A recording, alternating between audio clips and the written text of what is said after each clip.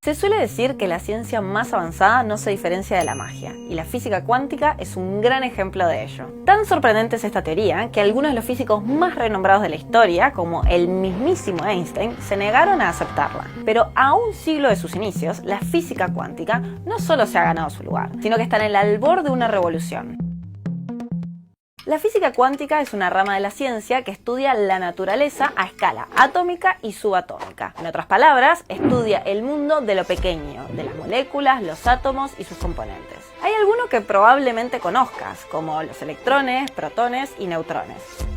Pero también existen otros menos famosos, como los quarks o gluones. Este mundo, que no podemos ver a simple vista, es distinto al que sí podemos observar en el día a día. De hecho, sus leyes son tan distintas a las del mundo que nos rodea que desafían el sentido común. Por ejemplo, si suelto esta pelota, todos sabemos lo que va a pasar, porque hemos visto caer cosas al suelo infinitas veces desde que somos bebés. O sea, todos tenemos incorporadas ciertas nociones básicas de la llamada física clásica. Pero esa intuición no funciona para la física cuántica. El reconocido físico español, José Ignacio Latorre, lo explica así. Te propongo un experimento. La idea es que yo salgo a la calle y veo un coche que está aparcado. Bueno, pues lo que ha pasado ahí, aunque no somos conscientes de ello, es que pues, una partícula de luz, un fotón, ha ido contra la chapa del coche, ha rebotado y ha venido a mi ojo. Si no existiera ese portador de la información, pues no, yo no sabría que hay un coche en la calle.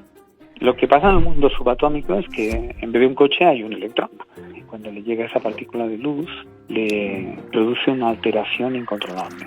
Le inyecta energía, lo envía lejos de donde estaba. Entonces, esa es la gran idea que justifica o que fuerza un cambio de paradigma, ¿no? Y es que en el proceso de medir alteramos lo que medimos. Es cuando uno mide, cuando uno observa algo, lo modifica. ¿Difícil? Volvamos para atrás. Para observar, tiene que haber algo que interactúe con lo observado y vuelva a nosotros. En este ejemplo, es un fotón, un pequeño haz de luz que viaja hasta la chapa del auto, o la rueda o el vidrio, da igual, rebota y regresa a nuestra retina. El coche es macroscópico y los fotones no le hacen nada. En cambio, cuando el fotón lo que hace es chocar contra un electrón, sí que lo afecta, y mucho.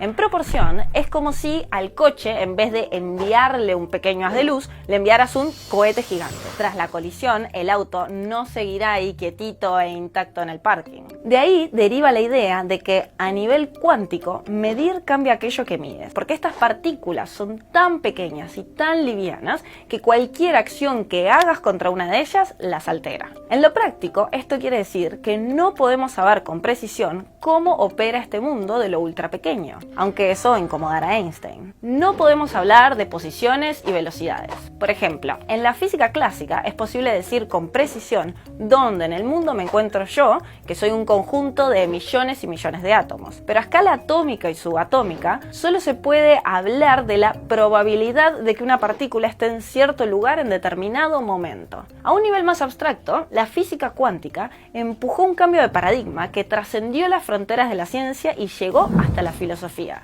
Es que esta teoría cuestiona la propia noción de realidad, de saber, de conocer. La gran paradoja es que este mundo de probabilidad e incertidumbre ha dado lugar a aplicaciones increíblemente precisas. El mejor ejemplo de ello son los relojes atómicos, que como le indica su nombre, utilizan átomos para medir el tiempo con una precisión impresionante y que son responsables del funcionamiento de los GPS. Pero también ha permitido desarrollar el láser, la resonancia magnética, la fibra óptica y más. Incluso hay científicos que creen que estamos cerca de una segunda ola cuántica, dado los enormes avances que se están logrando en la manipulación de partículas aisladas. Controlar la materia a nivel atómico nos permitirá desarrollar tecnologías revolucionarias.